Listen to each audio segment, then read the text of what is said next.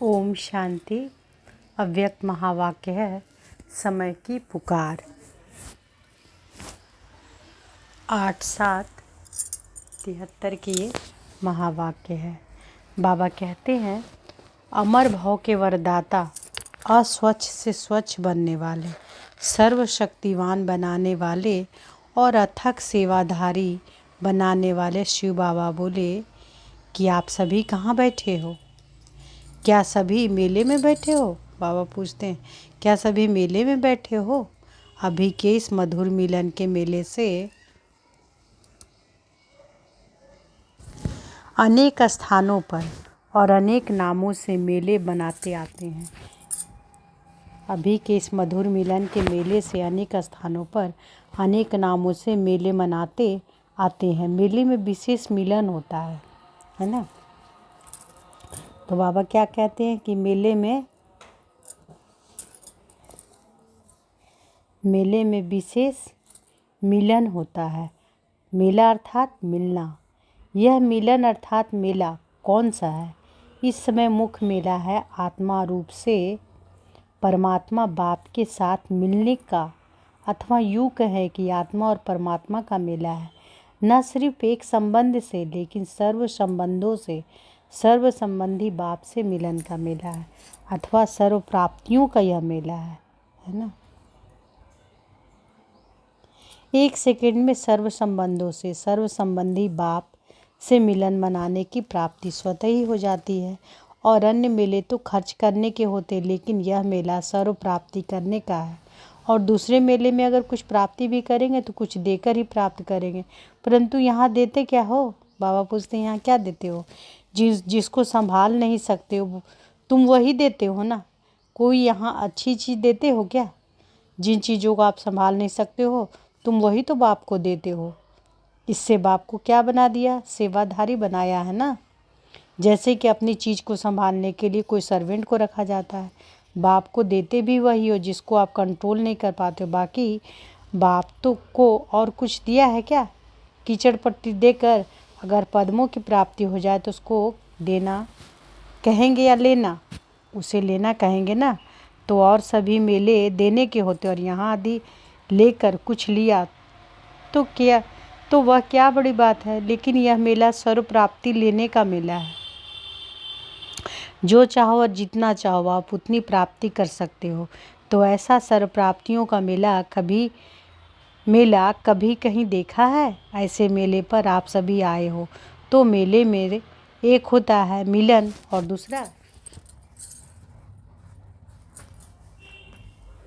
दूसरा क्या होता है?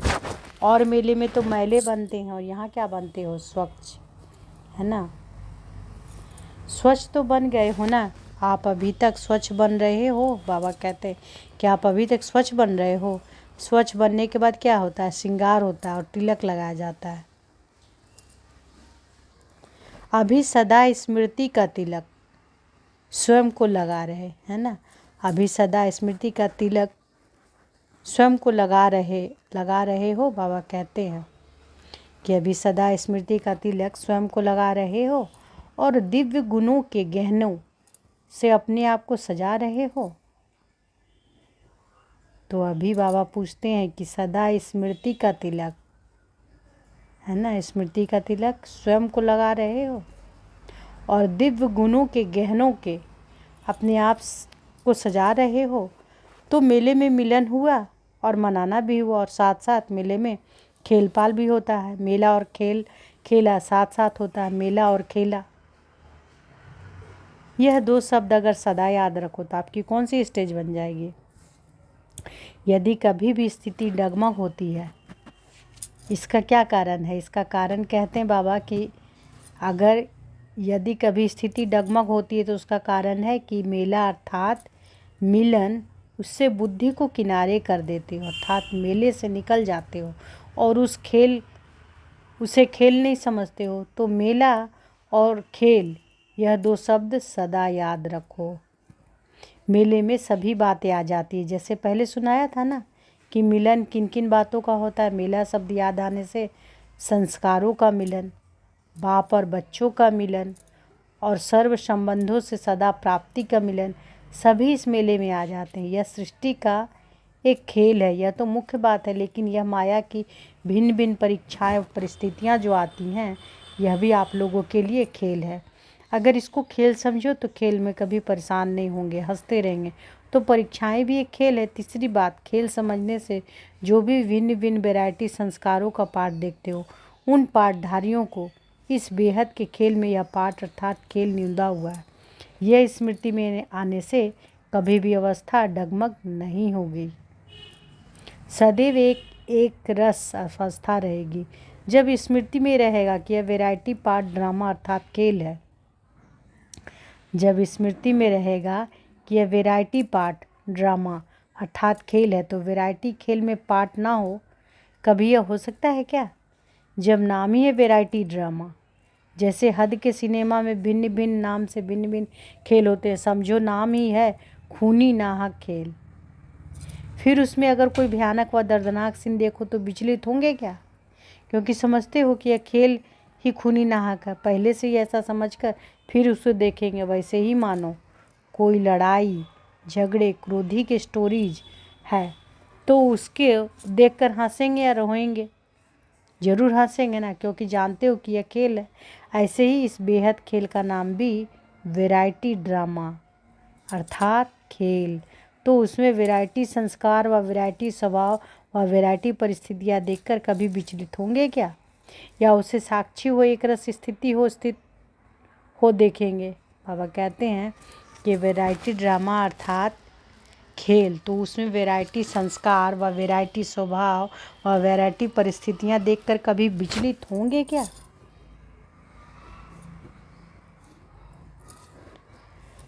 या उसे साक्षी हो एक रस स्थिति में स्थित हो देखेंगे? तो अगर यह समझो व याद रखो कि यह एक वैरायटी खेल है, तो जो पुरुषार्थ करने मुश्किल समझते हो, क्या वह सहज नहीं हो जाएगा? यह दो शब्द ही भूल जाते हो, मेले को भी और खेल को भी भूल जाते हो, और खेलने से भी भूलने से भी स्वयं को परेशान करते हो, क्योंकि स्मृति अर्थात साक्षीपन की सीट छोड़ देते हो। सीट को छोड़कर अगर कोई ड्रामा देखे तो फिर क्या हाल होगा उसका? तो सीट पर सेट होकर वैरायटी ड्रामा की स्मृति रखते हुए अगर एक एक पाठधारी के हर पाठ देखो तो सदैव हर्षित रहेंगे। तो बाबा क्या बोलते हैं कि सीट पर सेट होकर वैरायटी ड्रामा की स्मृति रखते हुए अगर एक एक पाठधारी का हर पाठ देखो तो सदैव हर्षित होंगे रहेंगे। मुख से वाहवाह निकलेगी, वाह मीठा ड्रामा, यह क्या हुआ क्यों हुआ यह नहीं निकलेगा, बल्कि वाह वाह शब्द मुख से निकलेगा। अर्थात सदा खुशी में झूमते रहेंगे, सदा अपने को मास्टर सर्वशक्तिवान अनुभव करेंगे। क्या ऐसे स्वयं को प्रैक्टिकल में अनुभव करते हो? पापा पूछते हैं। मेले से बाहर निकल जाते हो तो परेशान हो जाते हो, और जब हाथ छोड़ देते हैं तो भी परेशान हो। ऐसे ही तुम यहाँ भी बाप का हाथ छोड़ देते हो। हाथ छोड़ देना इसका अर्थ समझते हो? बाप का स्थूल हाथ तो है नहीं, श्रीमत है हाथ, है ना। बाबा का तो स्थूल हाथ है नहीं, क्या है? श्रीमत है हाथ, और बुद्धि योग है साथ। तो मेले में जब साथ और हाथ दोनों ही छोड़ देते हो अर्थात बाप से किनारा कर लेते हो, तभी परेशान होते हो। हाथ और साथ अगर ना छोड़ो तो सदा खुशी में रहेंगे। इसलिए सदैव मेला और खेला समझकर अपने पाठ और दूसरे के पाठ को भी देखो। यह तो सहज बात है और कॉमन अर्थात पुरानी बात है। पुरानी बात को निरंतर बनाया है, या कभी कभी भूल जाते हो या कभी समय पर याद करते हो। यह इसलिए बतलाया कि यदि वह दो शब्द भी निरंतर याद रखो तो निरंतर खुशी और निरंतर शक्ति स्वरूप में रह सकते हो, है ना। यदि वह शब्द दो शब्द, है ना। बाबा क्या बोलते हैं कि मेला और खेल,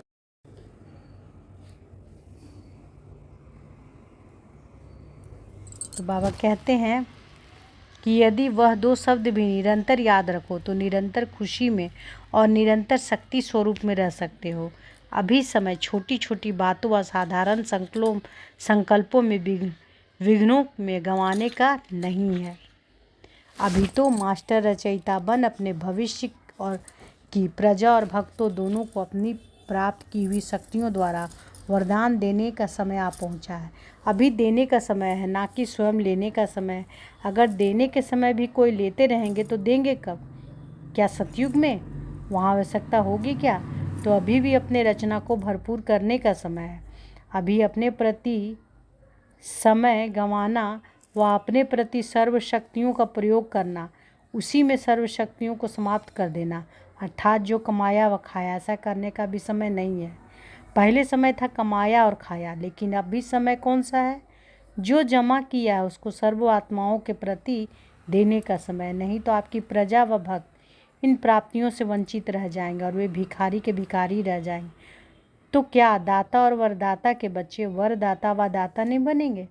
जिस समय सर्व आत्माएं आपके सामने भिखारी बन लेने आएंगी, तो क्या रहम दिल बाप के बच्चे सर्व आत्माओं के प्रति रहम नहीं करेंगे? क्या उस समय उन पर तरस नहीं आएगा? क्या उसे तड़पता हुआ देख सकेंगे? बाबा पूछते हैं। लौकिक रूप में भी हद का रचयिता अपनी रचना को दुखी व तड़पता हुआ देख नहीं सकता। तो अभी तुम भी मास्टर रचयिता हो ना? अथवा यह बाप का ही काम है या आपका भी काम है? जब आप लोग भी सभी मास्टर रचयिता हो, तो मास्टर रचयिता अपनी रचना के दुख के विलाप के तड़पन को कभी देख नहीं सकेंगे। उस समय उन्हें कुछ देना पड़ेगा। अगर सब अभी से स्टॉक इकट्ठा नहीं करेंगे और जो कमाया उसे खाते और ख़त्म करते रहेंगे, तो उन्हें क्या देंगे? उन्हें देंगे क्या?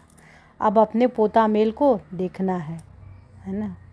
अभी के समय पर मान मास्टर रचयिता के कौन सा पोता मेल देखना है? बाबा कहते हैं, क्या क्या गलती की? यह तो बचपन का पोता मेल है, लेकिन मास्टर रचयिता को अपना कौन सा चार्ट चेक करना है? आप हर शक्ति को सामने रखते हुए पोता मेल देखो कि आज के दिन सर्व शक्तियों में कौन सी शक्ति और कितनी परसेंटेज में शक्ति जमा की। अभी जमा के खाते का पोता मेल देखना है। खर्चे को फुल स्टॉप देना है। अभी तक भी अपने प्रति खर्च करते रहेंगे क्या? दूसरों को देना वह खर्चा नहीं है? दूसरों को देना वह खर्चा नहीं, यह तो एक देना है फिर लाख पाना है। वह खर्चे के खाते नहीं, वह जमा के खाते में हुआ। जब अपने विघ्नों के प्रति शक्ति का प्रयोग करते हो तो होता है खर्च। जब कोई विघ्न पड़ता है तो उनको समाप्त करने में जो समय खर्च होते हैं या जो ज्ञान धन को खर्च करते हो, तो इतना सभी खर्चा अभी से बचाना पड़े। जैसे यह गवर्नमेंट आजकल बचत की स्कीम बनाती है, तो ऑलमाइटी गवर्नमेंट की भी अब सब बच्चों को ऑर्डर करती है कि अब बचत की स्कीम बनाओ, खर्चे को फुल स्टॉप लगाओ। अभी तो देते रहो। अभी लेने का कुछ रहा है क्या? अगर रहा है तो उससे सिद्ध होता है कि बाप से पूरा वर्षा दिया नहीं है। लेकिन बाप ने अपने पास कुछ रखा ही नहीं है। वह तो 1 सेकंड में पूरा ही वर्षा दे देते हैं, जो कुछ भी लेने का रहता है ही नहीं। तो अभी बचत करनी होगी, ना कि खर्च करने की आदत पड़ गई है। बहुत ऐसे होते हैं जिसको जमा करना आता ही नहीं, जमा कर ही नहीं सकते। उन्हें और ही खर्च करते करते उधार लेने की आदत पड़ गई है। यहाँ भी जब अपनी शक्ति खर्च कर देते हैं तो कहते हो कि फलानी दीदी दादी व बाप दादा कुछ दे देवे, उधार ले लेते हो। पहले सोचो कि हम किसके बच्चे हैं, है ना? अखुट खजाने के मालिक के बालक हैं। नशा है ना? जब अखुट खजाने के मालिक सो जब अखुट खजाने के बालक सो मालिक हो और ऐसे फिर दूसरों के शक्ति का उधार ले, उनको क्या कहा जाएगा? बहुत समझदार। ऐसे बहुत समझदार तो कभी नहीं बनते हो ना। क्या बचत करने से युक्तियाँ अथवा बचत की स्कीम जानते हो? बचत करने का भी सभी से सहज और श्रेष्ठ तरीका कौन सा है, जिससे कि सर्व शक्तियों की बचत कर सको? बजट भी कैसे बनावेंगे? पहले बनावेंगे तब तो चेक करेंगे ना, कैसे बनावें कि जिससे ऑटोमेटिकली जमा हो। बजट बनाना अर्थात अपनी बुद्धि का, वाणी का और फिर कर्म का, सभी का अपना हर समय का प्रोग्राम फिक्स करो, है ना? जैसे बजट बनाते हो उसमें फिक्स करते हो ना कि इतना खर्चा इस पर करेंगे, उस फिक्सन के अनुसार फिर खर्चे को चलाते हो, तब बजट पर मान कार्य सफल हो सकता है। तो बजट बनाना अर्थात क्या?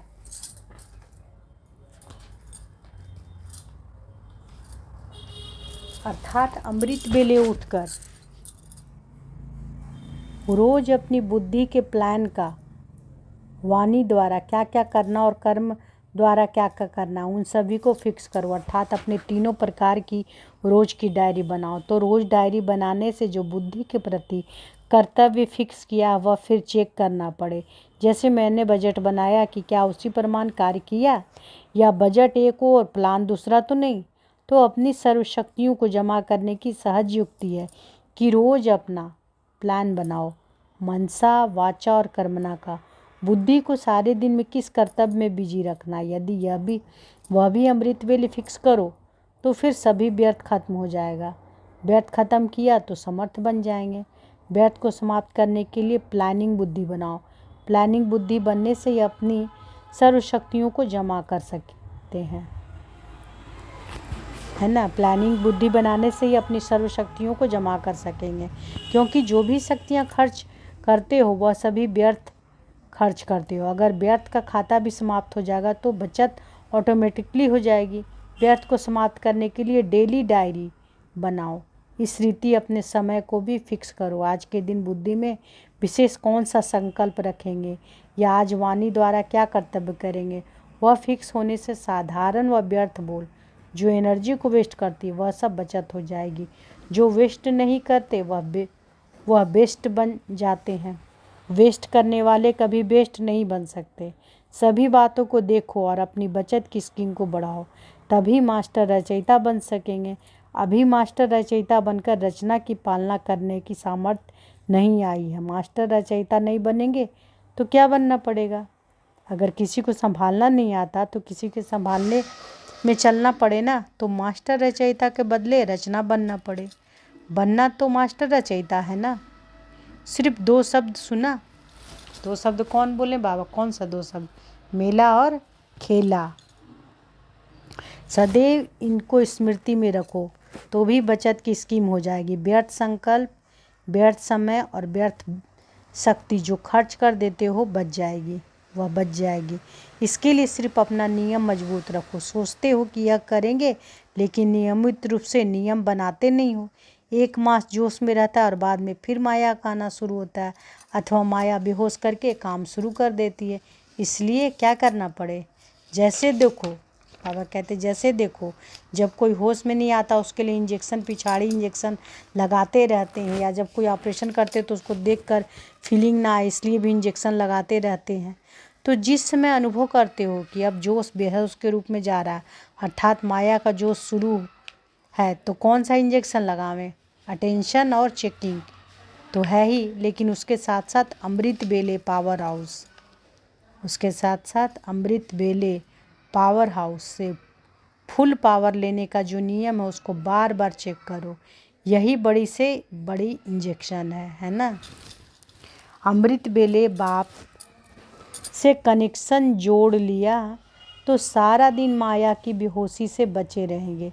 इस इंजेक्शन की कमी है, कनेक्शन ठीक नहीं होना चाहिए। ऐसे नहीं कि सिर्फ उठकर बैठ जाना, उठकर तो बैठ गया, यह तो नियम का पालन किया, लेकिन क्या कनेक्शन ठीक है, अर्थात प्राप्तियों का अनुभव होता है। अगर इंजेक्शन लगावे लेकिन शक्ति का अनुभव ना हो तो समझेंगे इंजेक्शन ने पूरा काम नहीं किया। इसी प्रकार अमृत वेले का कनेक्शन अर्थात सर्व पावर्स का और सर्व प्राप्तियों का अनुभव होना, यह बड़े से बड़ा इंजेक्शन है। पहले यह चेक करो कि अमृत वेला आदिकाल से ठीक है। अगर आदिकाल ठीक ना होगा तो मध्य और अंत भी ठीक ना होगा। आदिकाल में अनुभव करने का अभ्यास नहीं है तो सृष्टि के आदि अथवा आदिकाल में सर्व सुखों का अनुभव नहीं कर सकेंगे। जैसे सारे दिन का यह आदिकाल है, उस आदिकाल को अगर छोड़कर कुछ समय बाद व कुछ घंटों के बाद जागते व बैठते हो, कनेक्शन जोड़ते हो, तो जितना यहाँ लेट उतना वहाँ लेट, क्योंकि बाप दादा से बच्चों का मिलन का अपॉइंटमेंट का समय जो है उसमें पहला चांस बच्चों का है ना। फिर है भक्तों का टाइम। अगर भक्तों के टाइम में भी कनेक्शन जोड़ा तो बच्चों जैसा वरदान नहीं पा सकेंगे। इसलिए इस काल का उस काल से कनेक्शन है। सभी से बड़ा बजट का पहला आइटम तो यह रहा अमृत वेले अर्थात आदिकाल। अमृत वेले अर्थात आदिकाल, उस समय अपने को चेक करो कि हम आदिकाल में आने वाले हैं या कुछ जन्म पीछे आने वाले हैं। यहाँ के घंटे वहाँ के जन्म, जितने यहाँ घंटे कम उतने वहाँ जन्म कम हो जाएंगे। कमज़ोरी इसी की है। बैठ तो जाते हैं सभी, उसमें को सीन देखो तो बड़ा मज़ा आएगा। उसमें का दृश्य होता है जैसे कि जयपुर में एक हठयोगियों का म्यूजियम, भिन्न भिन्न प्रकार के हठयोग दिखाए हुए हैं। तो अमृत वेले भी उस समय की सीन ऐसी होती है। कोई हट से नींद को कंट्रोल करते हो तो कोई मजबूरी से टाइम पास करते हैं और कोई उल्टे लटके हुए होते हो, अर्थात जिस कार्य के लिए बैठते हो वह उनसे नहीं होता। जैसे उन हठयोगियों को दिखाते हैं कि कोई एक टांग पर, कोई उल्टे और कोई कैसे होते हैं। बाबा कह रहे हैं यहाँ भी उस समय का दृश्य ऐसा होता है। तो अमृत वेले का दृश्य बाबा देखते रहते हैं कि कौन कैसे कैसे करता है। बाबा कहते हैं यहाँ भी उस समय का दृश्य ऐसा होता है। कोई एक सेकंड तो अच्छा व्यतीत करते हैं, फिर दूसरा सेकंड देखो एक टांग पर ठहरते ठहरते दूसरी टांग पर गिर जाते, सोचते हैं आज के दिन कुछ जमा करेंगे, परंतु होता नहीं। वह सीन भी देखने में होती है। कोई फिर सोते सोते भी योग करते हैं, जैसे वह हट करते हैं, कांटों पर सोते हैं, यहाँ से सैया पर होते हैं। यहाँ के उस समय का पोज भी वंडरफुल होता है। इसलिए सुनाया कि अमृत वेले के महत्व को जानने और उन्हें जानकर जीवन में लाने से महान बन सकते हो। अगर अमृत वेले अपना प्लान नहीं बनावेंगे तो प्रैक्टिकल में क्या लाएंगे। कोई लौकिक कार्य भी तब सफल होता है जब पूरा प्लान बनाते। अगर प्लान नहीं बनाते तो सफलता नहीं हो सकती। इस प्रकार अमृत वेले अपना प्लान फिक्स नहीं करते हो तो मन, वाणी अथवा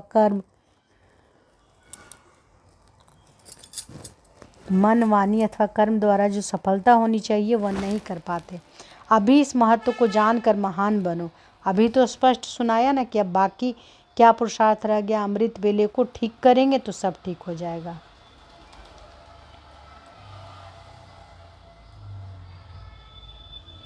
जैसे अमृत पीने से अमर बन जाते हो, तो अमृत वेले को सफल करने के लिए अमर भाव का वरदान मिल जाता है। फिर सारा दिन कोई भी विघ्नों में मुरझाएंगे नहीं, सदा हर्षित रहने और सदा शक्तिशाली बनने में अमर रहेंगे। अमृत वेले जो अमर भाव का वरदान मिलता है वह अगर ना लेंगे फिर मेहनत बहुत करनी पड़ेगी। मेहनत और खर्चा दोनों करते हो, नहीं तो अमर भाव के वरदानों से मेहनत और खर्चा दोनों से छूट जाएंगे। अच्छा, ऐसे सदा बाप के साथ रहने वाले व सदा हर संकल्प में मिलन मनाने वाले, एक संकल्प व एक सेकंड भी मेले से अलग नहीं होने वाले, सदैव साक्षी और स्मृति के सेट पर सेट होकर हर सीन देखने वाले खिलाड़ी व देखने वाले तीव्र पुरुषार्थी, एक सेकंड में संकल्प और स्वरूप बनने वाले, अर्थात जो संकल्प किया और वह स्वरूप बने, ऐसे तीव्र पुरुषार्थी अमर भाव के वरदानी बच्चों को बाप दादा की याद, प्यार और नमस्ते। अच्छा, ओम शांति। तो मुरली का सार आज क्या है? पहला है मेला और खेला सदा याद रखो, तो स्थिति डगमग नहीं होगी। दूसरा, सीट को छोड़कर अगर कोई ड्रामा देखे तो क्या हाल होगा। सीट पर सेट होकर वैरायटी ड्रामा की स्थिति रखते हुए अगर एक एक पाठधारी का हर पाठ देखो तो सदैव हर्षित रहेंगे और मुख से वाह वाह निकलेगी। तीसरा, मास्टर रचयिता को अपना कौन सा पाठ चेक करना है कि आज के दिन सर्व शक्तियों में से कौन सी शक्ति और कितनी % में शक्ति जमा की, अभी जमा करने के खाते को देखना है। चौथा है वेस्ट करने वाले कभी बेस्ट नहीं बन सकते। अच्छा, ओम शांति।